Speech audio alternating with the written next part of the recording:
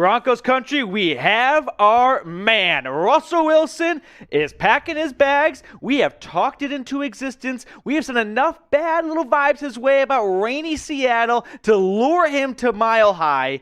The trade is official. I didn't think this was going to happen, but you know what? The mountains are blue, not because they're cold, but because they're happy mountains today. Cheers to all of you watching right now that are excited that the Drew Lock era, and we're not going to bash on him, but is in the books, and we upgraded substantially to get number 3. And a decent haul. We'll run through the picks here. Drew Lock, I'll miss Shelby Harris, I'll be honest. A fan favorite right there. Guy who was a 7th round pick for the Raiders, came over to Denver, a grinder, worked his tail off, started 16 games last year, put up 6 sacks, but he didn't score over 30 touchdowns like Russell Wilson. Noah Fant, who is going to be a bit of a tough goodbye, but at the same time, it's the price of doing business to get a star quarterback like Russell Wilson. A pair of 1st round picks. Adios. I won't miss them. That 9th overall pick was going to be spent on what? Devin Lloyd or Jermaine Johnson or David Ajabo. They don't amount to what Russell Wilson can do for a team.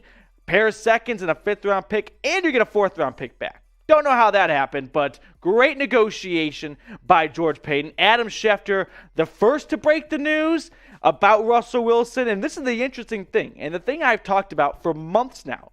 Russell Wilson has a no-trade clause. The Seahawks, I guess on paper, traded Russell Wilson to the Broncos. But Russell Wilson traded himself to the Broncos. The Seahawks did not want to move on from their star quarterback. That only puts John Schneider and head coach Pete Carroll in a very quick hot seat if things go poorly in 2022 and they're out of a job because they're the guys who traded Russell Wilson. They don't want that legacy. Russell Wilson said, hey, I'm done in Seattle. You guys have drafted 3 Pro Bowlers in the last 3 or 4 years. We haven't hit a good draft pick. I haven't been able to stay upright. I am done here.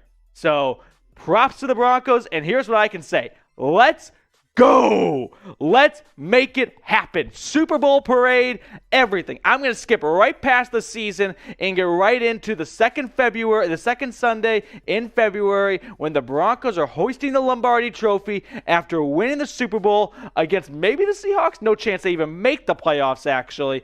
But Rodgers, never heard of him. I don't know if I even did a video this morning about the guy who said he was going to stay in Green Bay. Enjoy your winter jacket, enjoy the frozen tundra, and all 3 bars that come with it, and your 70 to 60 friends you can hang out with in the winter months when things are shut down because you live above the Arctic Circle. Aaron Rodgers, Russell Wilson, major upgrade going from Seattle, a gloomy Pacific Northwest, decent oysters, I guess, all the way to one of the best one of the best cities in America, Mile High, and a good haul, no doubt about it, going to Seattle to get Russell Wilson. 2 first-round picks, 2 2nds, and a 5th rounder, but I'm not concerned about those picks at all. The first question you have to ask yourself, if you combine those 5 guys, are they better than Russell Wilson? We can't answer until we know, but I can say pretty confidently, most likely not. And if that's the case, you won the trade. Right? There's just no other way around it. But let me know what you guys have to say. Who do you think won the trade? I don't know how you're going to put CEA down there, so just spam Denver. In fact, go Denver Broncos, say what you want here, but let me know who you think won this trade.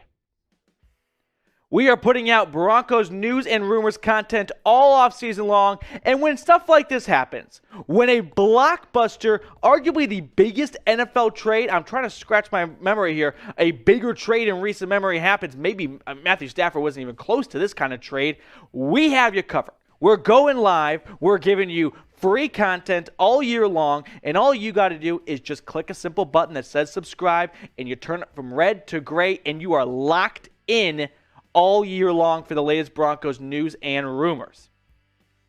George Paton, I'm naming my first son George. That's a fact. I just decided that right now. My firstborn son will be named George, middle name Paton, because God bless you. You are the mayor of Mile High. You have the keys to the city. You are the king of the jungle for all I care. George Paton, I was a little worrisome that you would not find a good quarterback this year, and we would waste next season, kind of like last year with lots of talent around it, but a poor quarterback to complement it. Not the case. I trust you, George. I believe in you. I would do a trust fall with George Paton even if he wasn't behind me. I'd hit the ground because I think Paton would fly in and Superman save me before I fell to my death. That's how much I love George Paton. The man is a wizard. He is Merlin on steroids, and he pulled off an unbelievable trade that only cost 2 first-round picks, 2 seconds. Who cares about second-round picks when you're talking about Russell Wilson? And you didn't break up the core of your offense. You kept Jerry Jeudy, which I thought would have to go. Hand up, wrong, and happy to be wrong. You kept Jerry Jeudy. You kept Courtland Sutton, Tim Patrick, KJ Hamler. You didn't even lose an offensive lineman, Javonte Williams. Sure, you lost Noah Fant. That's a tough blow, but you already had depth at the tight end position because of Big Al. And Shelby Harris, who sure is a great defensive tackle, but he's not Aaron Donald. You can replace him not too difficultly. And all that for Russell Wilson.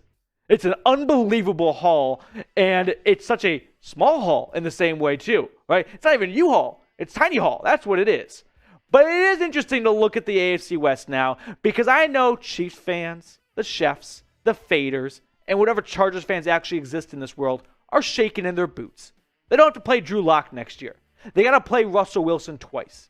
The AFC West just became the best division in football. There's no doubt about it. And it's going to be tough. But you know what? If you're going to play Patrick Mahomes twice a year, I'd rather bring a gun to a gunfight than bring Drew Lock and say, let's hope we get an upset. No. Let's go in, all in, and try and actually compete with these star quarterbacks like Herbert and like Mahomes. And we'll even give Carr a little credit on today's show. I think Denver's Super Bowl favorites now. I was laughed at in the office when I said this. But really think about it. Look how good that team was last year with mediocre quarterback play. No, teams don't casually win 7 games when the quarterback is that inconsistent. But there was so much great around it and so many injuries on the defensive side, and you're getting guys back and healthy. This team, I think, is Super Bowl favorites. I don't care if you laugh at me, if you think I'm way off or way wrong, but there is so much to be excited about for this team. And so what if we don't have the 9th overall pick? I'm sure Devin Lloyd will be for a great player for someone else, but I'd rather have Russell Wilson. But let me know what you think. Do you think the Broncos are Super Bowl favorites now? Spam Y for yes. Don't even be a negative Nancy. Let's enjoy this day. Let us bask. Let us soak in and marinate what's been the best day in Broncos country since Peyton Manning decided he wanted to come over. I think that is this is the best day since then. Been 7-8 years now. Go back to, even almost longer than that, actually. Almost 10 years, actually. So this is the best day in quite some time. Let me know if you think the Broncos are Super Bowl favorites following that Russell Wilson trade.